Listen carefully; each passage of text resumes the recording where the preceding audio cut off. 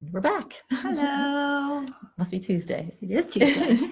Dr. Laura Dabney, relationship psychiatrist with Joelle Brandt, relationship coach. And we are here. This is our welcome mat to help you, everybody out there who is maybe shy or embarrassed or ashamed to get help for an emotional or relationship problem. We're trying to make that go away. In short, we help executive men with their relationship problems, but we like everybody to feel comfortable with this process. So here we are. And we've been talking about the hidden relationship patterns that are hurting your relationship, that are toxic. Okay, so in general, if there's so we're talking about relationship patterns, we're not talking about arguments. Okay, yeah. This is a little different. This is the ongoing, what do you say, low grade problems that you just haven't addressed. Small issues or concerns that you keep quiet about just because you don't want to make waves. Exactly. You don't want to rock the boat, or you can put it off another time. So the feelings are not, I mean, it can be anger, but typically we're talking about feelings that are more subtle, like walking on eggshells or being annoyed or bored even. If it's a big one. Yeah. So if any of that's going on, guess what? It's your problem. How many times we have people come in saying, my husband, my wife, she just goes, da, da, da, da, oh, their problems. Look, if there's a chronic problem in your relationship, either you're causing it or you're not stopping it. Yeah. Not addressing it is a problem. Exactly. It keeps it going, so it's a problem. Yes. So you don't have to change the spouse. That's the good news. You can change how you're dealing with this pattern or not dealing with it and stop it. Okay. And the reason why I would say people don't do this, if people are caught in a rut and have not addressed it in a way to stop it, it's because they value one approach over the other, right? They approach either they value either the aggressive approach or the passive approach. And that's a problem because you need both. You got to be able to go back and forth between the two, depending on the situation. Exactly, right? You want to be fluid in those, right? This is the person who always has a hammer for everything. You hear that saying, when a wrench would do. But there's also people who use wrenches all the time that may need a hammer. So if you think that one, that's a good one. It is a good way to look at it. So if you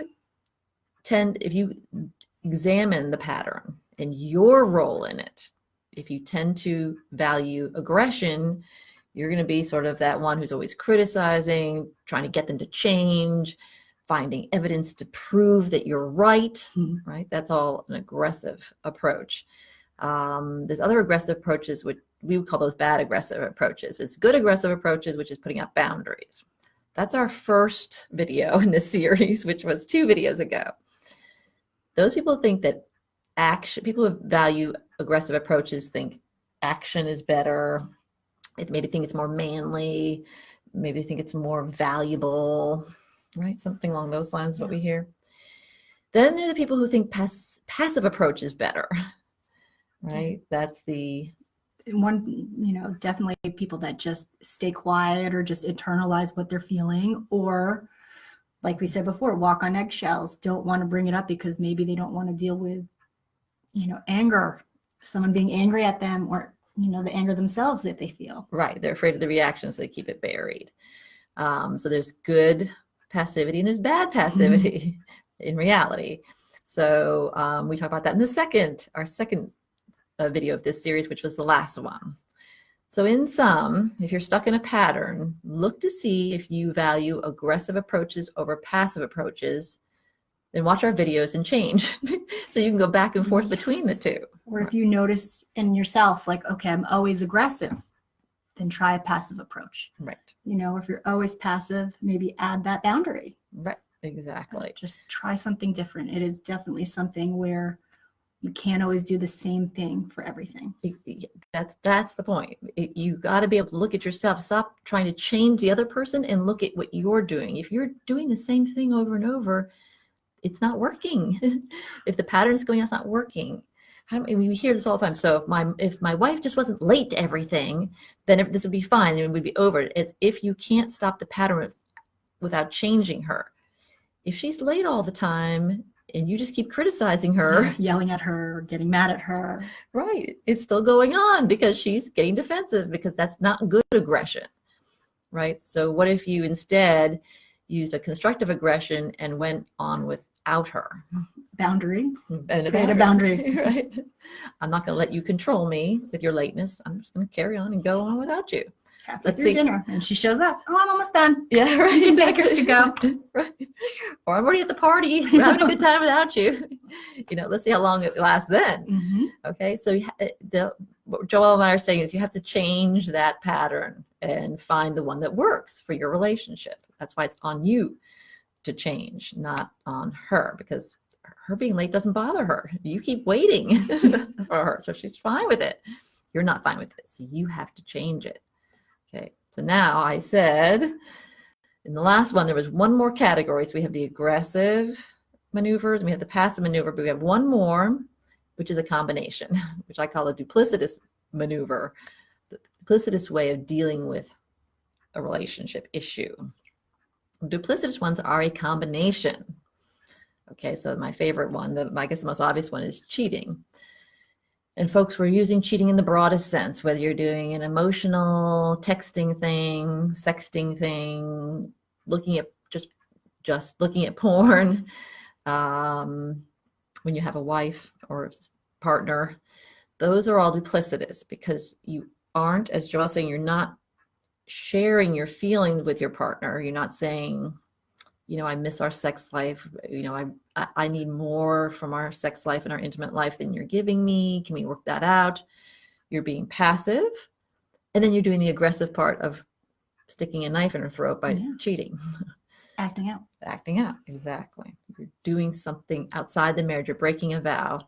You're breaking a promise. You're hurting her. Mm-hmm. Whether she knows it or not, you're hurting her. Okay. So that's duplicitous. Another example of that is, I think, keeping secrets. Oh yeah, sort of similar. Is substance abuse? Would you consider like self? Yeah, substance abuse is another one. Okay. Right. So again, you're not talking about the problem, you're avoiding it, but then you're hurting yourself, right? And taking yourself away with this active role of self-sabotage with substance abuse, illegal activities, drinking, anything like that. The keeping secrets I see a lot with parents who will keep a secret with a child. Oh yeah. Right. Like, okay, won't tell your mom about this grade. Right. Or exactly. something along. Right. Right. So you're passive. You're taking the passive approach. You're not going to tell your wife about the bad grade or the arrest or whatever it is to protect her. Really, you're afraid of her reaction, or think you can't handle that reaction, and you're doing something aggressive by making a pact with someone, making a vow, connecting with someone who that's not who the vow is with. That's not appropriate. Your vow is with your wife. Mm-hmm.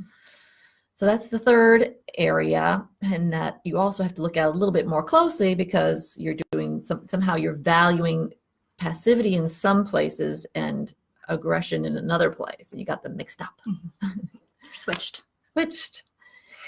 And maybe we should say this. We do have these listed on a document here at the office if anybody wants that. The constructive or good aggression, the destructive or bad aggression, the constructive passive approaches, and the destructive or bad passive approaches. Okay, so we have those all written down and with examples, if that would make this easier for anybody out there.